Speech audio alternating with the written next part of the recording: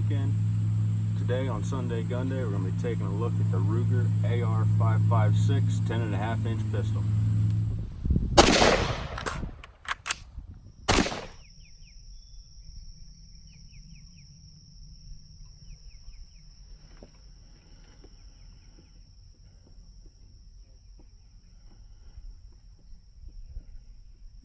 Of course, the neighbors got to start mowing the lawn right as soon as I try and record this.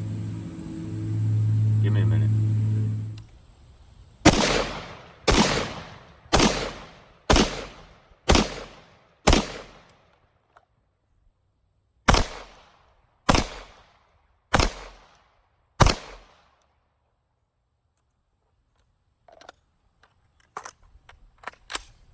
Of course, the rifle does not come outfitted the way you see it now. I've added the optic and some other accessories, which I'll go over later, and how I have this set up. The Ar556 comes with a Magpul PMag 30 round magazine, as long as you live in one of the free states. I'm looking at you, New Jersey. Also comes with your standard Ar556 grip. This is the Magpul SL grip. I added that after the fact. The handgun does come with the SBA3 adjustable pistol brace. It's a 5 position, I believe. Correct me if I'm wrong, could be a 4. I don't feel like counting right now. So it is designed to work as your standard pistol brace. You open up the strap in the back, slide your arm through, and then re-strap it, just like so. Out of the box, this pistol comes with a 9-inch free-floated M-LOK handguard that Ruger manufactures. As you can see, it's got the branding on the front. I really wish they had gone with a 10-inch just to cover up that extra bit of barrel, because on a 9-inch, especially when running PEC style and a light on top, it's hard to get a really nice grip on the front of the gun without having that extra inch to kick your front sight post forward. But the 9-inch is perfectly serviceable and will probably live on this gun. I probably won't ever change that. From the factory, this gun does not come with any sights at all. It's considered an optics ready setup, so you don't get the irons or any optic with it. So when you purchase this, you will need to buy some kind of optic or backup irons. However you decide to run it, that's up to you. There's nothing too fancy about this AR pistol. Control scheme is the same as every AR on the market right now. No ambidextrous, just your standard safety and fire. Your bolt release is the same, standard size. Forward assist, standard. Shell deflector, standard. Everything is to mil-spec pattern on this rifle. It does have M4 feed ramps, so reliability with that's no problem. Standard charging handle, nothing special there. A nice thing about the SBA3 brace on here is that it is an adjustable brace. So if you choose to do so, and I won't say that I recommend it, but you can see from my shooting footage how I like to utilize the brace. It does give you an adjustable length of pull, whether it's on your cheek, your shoulder, off to the side, however you want to run it.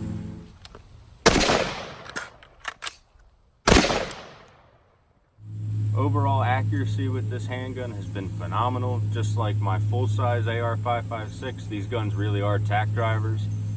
I tested this one particular. I only went out to about 200 yards with it. Was still able to keep it around 1 to 2 MOA groupings, which for a fighting style rifle is no problem at all. That's well within serviceable standards. The flash hider on the Ruger style rifles that comes is not a standard A2.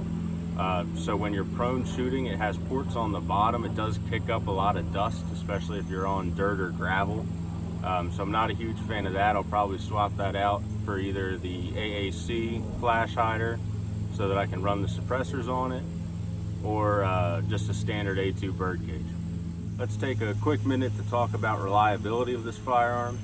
I've put approximately 3,000 to 4,000 rounds through this gun since purchasing it about 2 months ago. And I did experience one malfunction, which I'll include a clip of right now to show you what went on. After completing a round of fire, I actually had a live round chamber into the back of a spent casing that was in the chamber, and it caused a hang up, which I did clear and showed on video. I'll also include a picture of the case. I do believe this malfunction was ammo related. I was using American Eagle 223, I believe, 193 style full metal jacket. What actually happened was, during the ejection pattern, the ejector on the bolt carrier actually ripped the rim of the case off in the area that it latched on, and therefore wouldn't eject the cartridge. I looked over the case and there was no other indications of overpressure or anything that would cause it to hang up in the rifle itself. And then after that, I put another 1,200 rounds through the gun with no problems. So I believe that that malfunction was completely ammo related, and that case was either weak or recycled. I'll take a little bit of time right now to discuss how I set up this rifle. This rifle primarily serves my role of home defense and being a truck gun, so that I have quick access in the event of something happening to a full rifle caliber handgun. In the state that I live in currently, you cannot carry a rifle loaded in a vehicle, but if you have your concealed carry permit, you are allowed to carry a handgun loaded in the vehicle. And being that this is classified as a handgun, I can leave this loaded in my pickup truck, and I have easy access in the event that I need something more powerful than my Glock to deal with any situation that I encounter. So the optic that I run on this particular rifle handgun is the Holosun HS503GU. I am absolutely in love with this red dot. The reason I like the 503 so much is that it allows for an EOTech style reticle, which I'm a huge fan of. I grew up shooting EOTechs for the longest time. I've really come to love that big circle dot reticle, especially for up close target acquisition. I have yet to find anything as fast as using that circle dot. So this optic allows you to switch between a 2 MOA dot and the 2 MOA dot with a 65 MOA ring, I believe. It's incredibly durable. It's at an affordable price point. I believe Amazon has them for around $200, maybe even less than that now. I haven't checked in a while. So that's a great go-to optic. I've never had any problems with it. Brightness levels go way up to way down, so all lighting conditions, it's a very, very quality optic. And it uses the manual style buttons, which I'm more accustomed to than the solar turn on and turn off.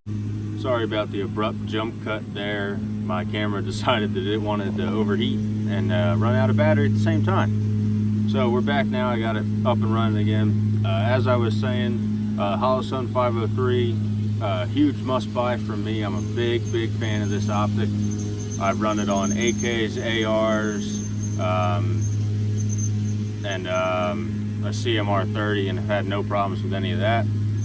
Recoil, it's withstood a lot of different things. Has the shake awake feature, which if you want to know more about that, I'll eventually do a optics review on this, and I'll talk more about that there. I always set up all of my defensive rifles with some kind of flashlight. This is the Streamlight protac rail mount 2, riding on a Magpul cantilever M-lock mount that fits the Surefire lights, the Scouts, and the Streamlight rail mounts. They have the same mounting on the bottom. Huge fan of this setup. Incredibly bright, even in daylight. It has the 10 tap feature, so you can adjust if you want low high, high only, high strobe, or just low only, I believe. Again, I'll do a review on this light, and we'll go over some of the features in that later on. For backup optics, I run the Magpul MBUS iron sights. I leave the front sight up, so when you're sighting through your optic, it gives you a reference point to aim on, so you always find the dot consistently. That's something I picked up along the way.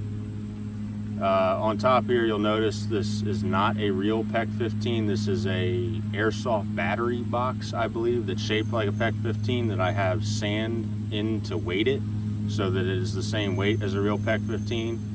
There's multiple times where I get the opportunity to shoot night vision and run a PEC 15 style on my rifle, so I like to simulate the weight and the profile on top of all the rifles I run it on, so that I'm familiar with manipulating that weapon. As I talked about earlier, the pistol grip that comes on this rifle, I'm not a huge fan of the A2 slope style. I really prefer the Magpul SL grip. I run this on a lot of my AR pattern rifles. Even though I have bigger hands, just the way it lines up and the grip texture, I'm a huge fan of this grip, so this gets put on almost all my rifles. From the factory, it does come with the extended trigger guard, so it provides a little more reach for winter gloves. I've never had issues with the standard flat ones, but it's a nice feature to have from the factory. And then set up on the front here, because it is a handgun, there's some tricky laws about vertical grips. I usually prefer the BCM Mod 3, which is the angled vertical grip. I usually flip them around and run them angled forward. I much prefer that reference point, but instead this is the BCM CAG angled grip. Because it's an angled grip, according to ATF and all those dumbasses, excuse my French there, that make our laws, this is okay to run on a handgun, but if you run a vertical grip, it then becomes in any other weapon, and it's a whole bunch of BS and paperwork. So I run just this angled grip on the front. It still provides a good point to pull the rifle into you with your front hand, and it still allows me to manipulate a pec on the top or a light. So I'm a big fan of this. It's about the same price, like 20 bucks, as the vertical grip is, so most of my rifles cycle between the vertical grip or the CAG. And the last thing about how I set up this rifle to use, because of the 9-inch rail up front, I'm kind of short on real estate, running everything on the top with my pressure switch and the pec. So I actually have my front sight flipped 180 degrees to give me a little more space, and then instead of running, I usually run the Magpul RSA sling loop on the front.